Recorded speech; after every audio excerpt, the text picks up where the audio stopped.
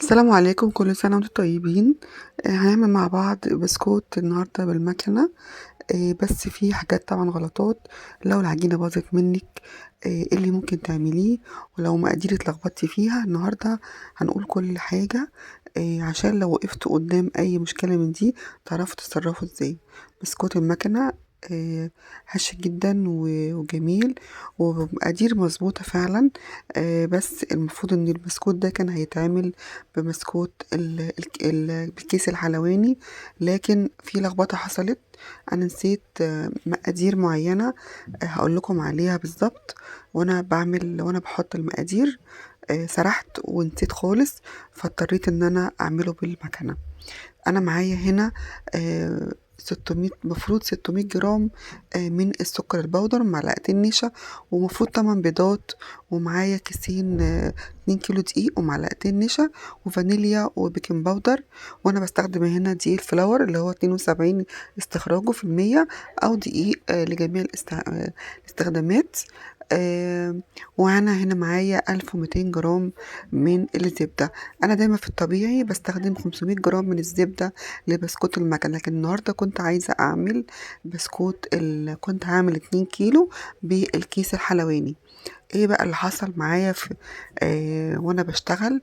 انا هنا المفروض احط 600 جرام من السكر، حطيت 300 جرام على اساس ان انا بعمل كيلو واحد، وهحط 4 بيضات، يبقى 300 جرام سكر، 4 بيضات مفروض. وبدل البيضة، بياض البيضة، يا اما احط بياض بيضة مع ال4 بيضات، او بحط معلقة نشا لكل كيلو، معلقة نشا. وهحط معلقتين بيكنج باودر ممسوحين ل2 كيلو، يعني بقى كل كيلو 600 جرام من الزبدة. مفروض 500، انا حطيت 600. ده ما اثرش على حاجه في الزبده ولا اي حاجه.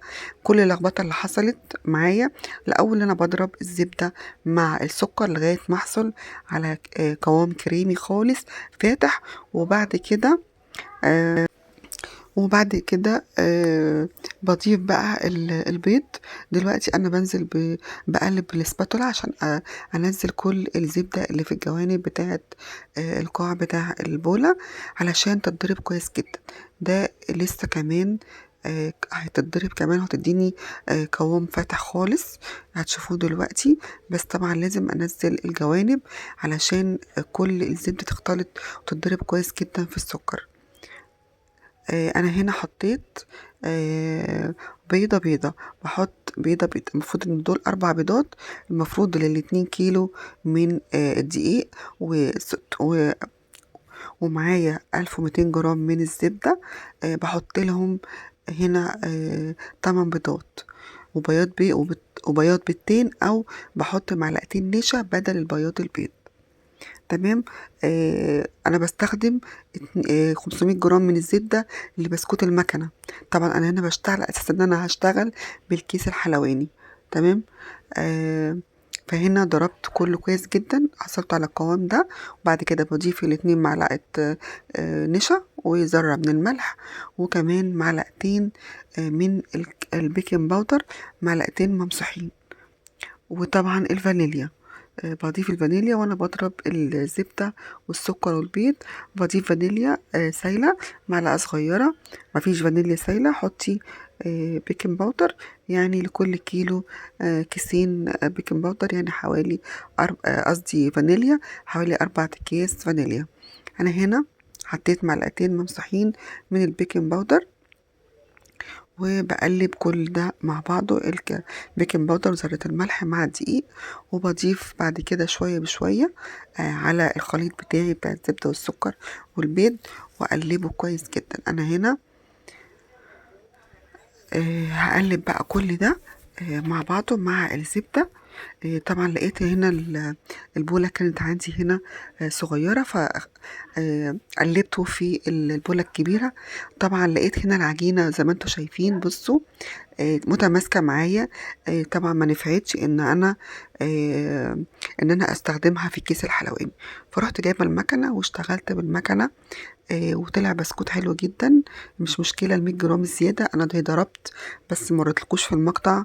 رُحت ضاربة ال4 بيضات، وضربت 300 جرام من السكر لوحدهم، وضفتهم على العجينة بتاعتي وخلطت ضربتهم تاني. فالخطوة دي لخبطت معايا كل المقادير، وخلت العجينة بتاعتي بقت متماسكة شوية. مع ان هنا انا مزوده الزبده 100 جرام زبده زايده لكل كيلو، فهي دي اللخبطه اللي حصلت معايا. فعايزه اقول لكم اللخبطه دي ممكن تبوظ لكم الدنيا كلها وكل المقادير، لكن الحمد لله 100 جرام زبده ما اثرتش على العجينه بتاعتي. زي ما انتم شايفين متماسكه. اكيد اللي متابعني على قناه سولا صلاحي هيشوف البسكوت بالكيس بيبقى نازل كريمي خالص وسهل جدا وانتي بتشتغلي بالكيس. لكن طبعا ما ينفعش العجينة دي تشتغل خالص في الكيس. فانا حبيت اقول لكم على المعلومات ديت والنصايح دي اللي هي انا حصلت لي، علشان لما تقف معاكم او وقعتوا فيها ما تتخضوش ولا حاجة واشتغلوا عادي. وتاخدوا بالكم لان في ناس فعلا بتتخض وتقول طب هنعمل ايه، يبقى كده العجينة بتاعتي باظت وهتترمي. لا، انا اشتغلتها بالمكنة وطلعت حلوة جدا. وبسكوت تحفة بجد. كل سنة وانتم طيبين. هدخله بقى الفرن ونشوفه بعد كده شكله ازاي. ادي البسكوت بتاعي بتاع المكنة، طلع اهو جميل جدا. اللون طبعا بتتحكمي فيه، عايزاه يبقى غامق او عايزاه فاتح، ده على حسب ما انت عايزة. هنا بصوا شكله بجد. ده البسكوت اللي انا بوريهولكوا ده اللي انا اشتغلت بيه بالكيس، طلع متماسك. طبعا ما بيبقاش خفيف زي بسكوت الكيس. كنت عملت كده حاولت صاجين، لقيت العجينة بتاعتي مش كريمي، بتنزل بصعوبة جدا، مش هينفع تشتغلي بالكيس خالص. القمع بقى يخرج من التب اللي انا بشتغل بتاع البسكوت بقى يخرج. فطبعا خدتها على طول، قلت لا مش هتنفع، دي بتاعة المكنة، العجينة دي بتبقى بتاعة المكنة. جبت المكنة زي ما انتوا شفتوا واشتغلت بالمكنة. وادي ال2 كيلو بسكوت طلع معايا جميل جدا وحلو. واتمنى يا رب يكون كل المعلومات اللي انا قلتها لكم تستفادوا منها. لو انتوا اي حد فيكم وقع في نفس الغلطات، هي كل الحكايه ان نتلخبط في المقادير بدل ما نضرب الزبده والسكر مع بعض في الاول والبيض.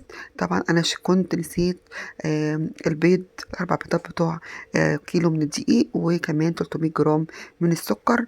ما تضربوش في الاول مع بعض. اتمنى يا رب الفيديو عجبكم. لو عجبكم ما تنسوش بقى لايك وشير للفيديو.